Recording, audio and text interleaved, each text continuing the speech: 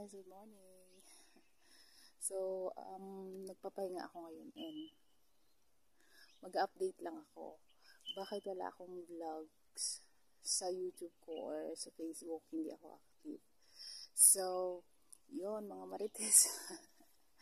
Joke lang. So yun guys, ano yung dahilan kaya wala akong update or wala akong vlogs? Kasi nga, I'm pregnant. Yan. Buntis ako guys. Ano na buntis ako? Sobrang tamad ko. Buti na lang may work ako. And, ano yun? Makati. Makati dito. Lumipat ako guys. Makati yung ano doon, upuan. Parang may insektong nangangagat ng kung ano-ano. So, pasensya kayo sa mukha ko, ang laki. So, yun. Mula na nabuntis ako, sobrang tamad ko guys. Buti na lang may work ako noon. And, yun yung way ko na makagalaw-galaw. And syempre wala akong choice, di ba? Kundi gumalaw. Kasi nga may trabaho. And now is, nakalib na ako sa work.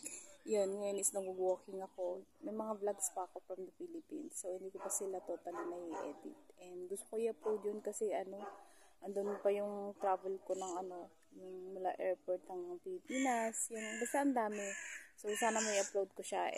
And kasi yun, kahit walang manood, syempre, di ba? Personal, document. Parang documentary pa. Praying for me na makaraos kami ni baby ng normal and walang komplikasyon. So far, okay naman lahat ng check-ups ko. Yun. Ngayon alam nyo na.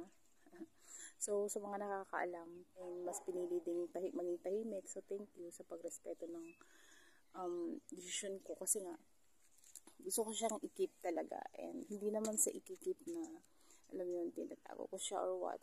No, hindi sa ganun. Nabaunan ako guys nang hindi ko alam. So, naisahan tayo doon. But anyway, this is a blessing. Kung ano man yung problema sa buhay is walang connection yung baby or kung ano man yung pinagdadaanan ko sa buhay. So, sa mga nakakaalam or something is wala. Labas siya doon. Siyempre, di ba? Blessing to. And sa totoo lang talaga, gusto ko talagang magbuntis guys. So, hindi ko lang alam kung paano nga. Kasi nga, dito naman pwede as much na payag yung amo, kaya mo yung work. Pero sa akin kasi before, gusto ko talaga pero hindi ko alam kung paano. Kasi nga sa case ng work ko, si Lola is para na siyang bedridden. Ganun. Kasi hindi na siya nakakalakad. So, ako na lahat.